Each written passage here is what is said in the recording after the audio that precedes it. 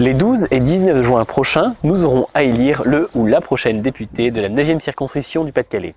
Saint-Venant 2.0 a donné rendez-vous aux candidates et aux candidats pour un entretien en toute simplicité. Rendez-vous avec Amandine Bonifacio.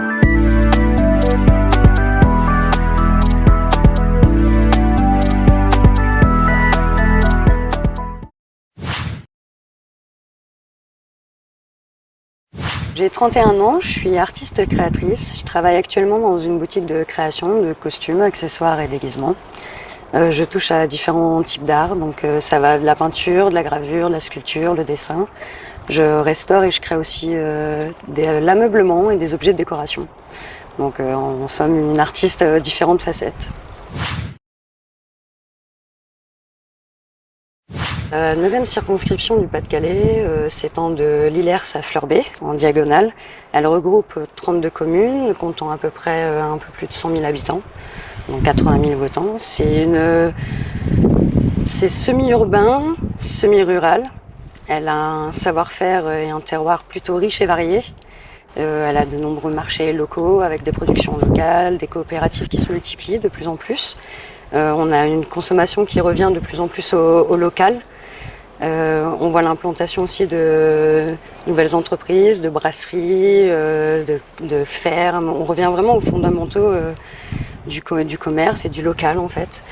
Elle a un territoire aussi très vert, avec des forêts, des étangs, des campagnes qu'on se doit de protéger et qui sont des lieux du coup touristiques d'extérieur qui peuvent attirer. C'est des villes qui sont aussi très riches en histoire et en patrimoine. On sait très bien qu'on est un territoire qui a connu la guerre, les mines, tout ça, donc on a une histoire très riche sur notre territoire. Je pense qu'on a de plus en plus de mal, nous citoyens, à se sentir vraiment représentés en politique. Je suis militante de terrain depuis des années et j'ai été témoin de l'abandon des services publics, de l'appauvrissement et de l'écart de richesse de population de plus en plus croissante, pendant que d'autres se gavent de dividendes. Je peux pas rester non plus insensible aux fils qui ont tendance à s'allonger de plus en plus lors des maraudes, parce que je fais des maraudes et je me rends compte pour moi ça devient aberrant en fait, d'autant plus que c'est de plus en plus des jeunes, des étudiants.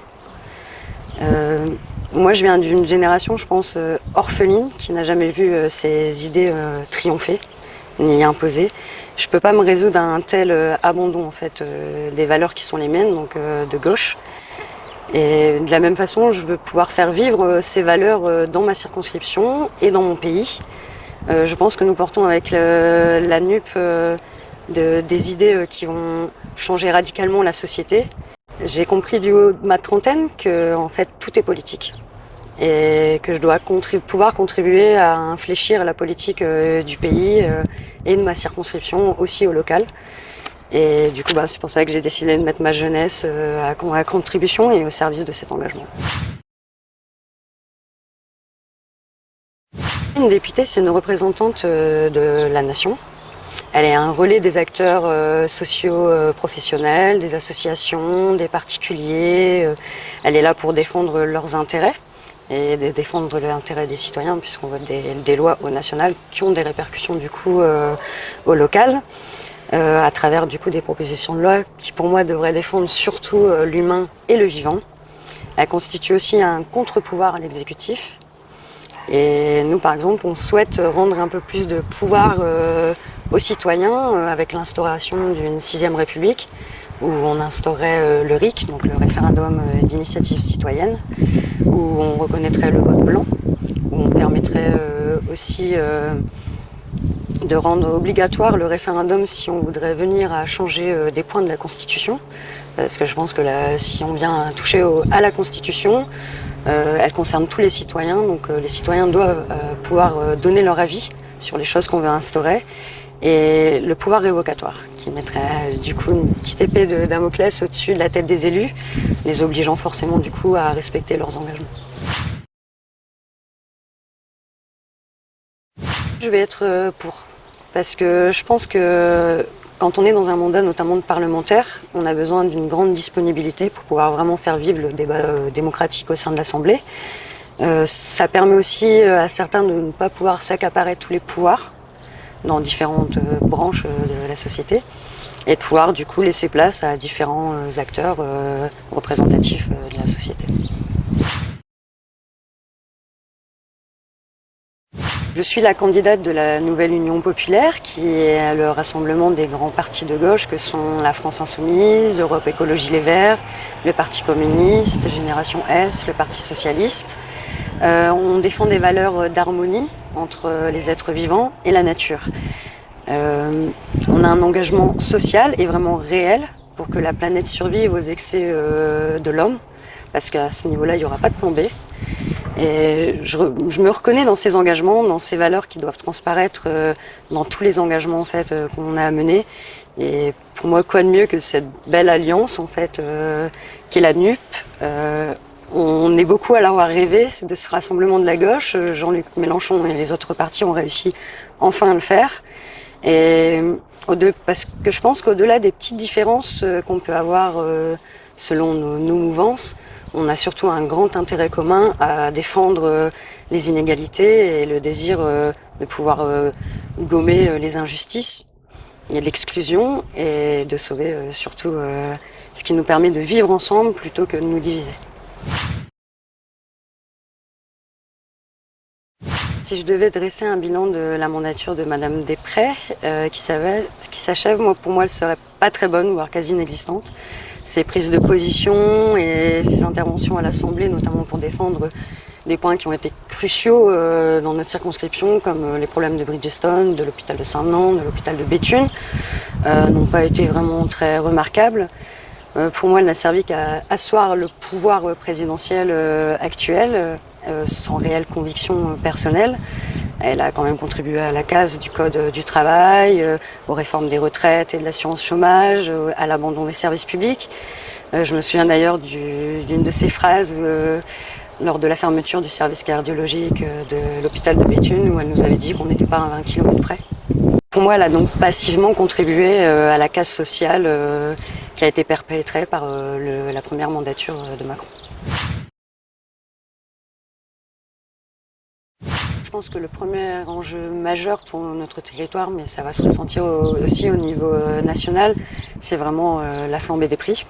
C'est pour ça que la première mesure qu'on veut instaurer, c'est le blocage des prix. Donc c'est un blocage de l'énergie, c'est un blocage du carburant, mais aussi de produits de première nécessité qui sont à la fois nourriture et hygiène. Du coup, on veut revaloriser les salaires aussi avec une augmentation à 1 500 € du SMIC. On voudrait garantir une retraite digne, et revenir à la retraite à 60 ans pour 40 années d'annuité avec du coup là aussi un seuil à 1 500 €, donc au niveau du SMIC. Et pour ceux qui viendraient à ne pas avoir leur 40 annuités, avoir un minimum vieillesse, aucune retraite en dessous du seuil de pauvreté. On propose aussi aux jeunes une allocation jeunesse, donc à 1 063 € qui leur permettrait à tout à chacun de pouvoir faire des études sans pouvoir... parce qu'on sait qu'il y a des familles modestes qui n'ont pas forcément les moyens, alors que je pense qu'il y a beaucoup de gens qui ont beaucoup de potentiel en France et qu'il est temps de pouvoir permettre à chacun de pouvoir faire des études et d'être plus serein.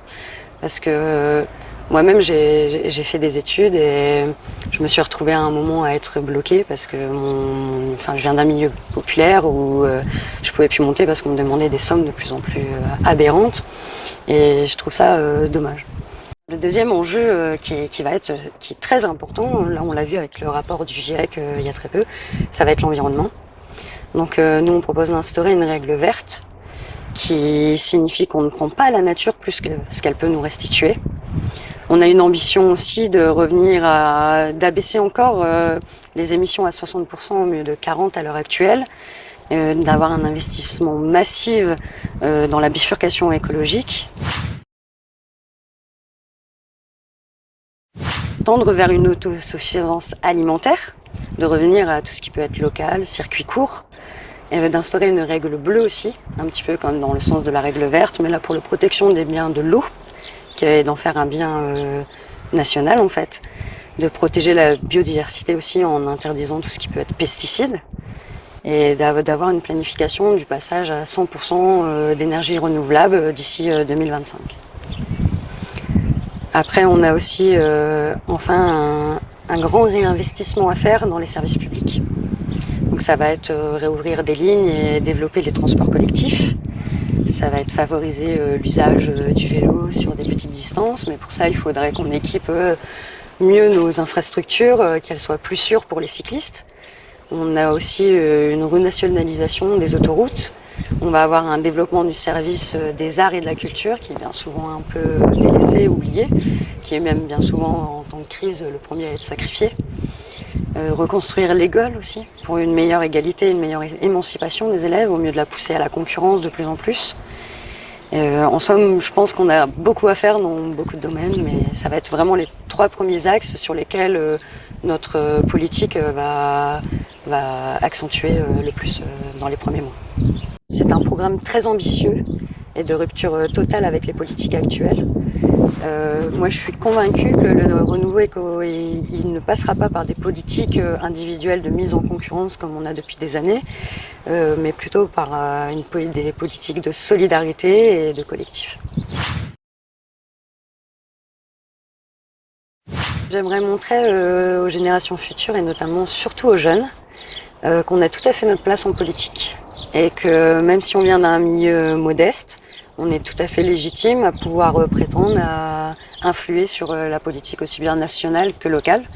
Et donc de dire aux jeunes qu'il faut s'engager au contraire, parce que c'est leur avenir surtout qui est en jeu. Et je souhaiterais aussi redonner confiance au peuple, qu'il ait enfin des élus qui préfèrent représenter le collectif plutôt que le personnel.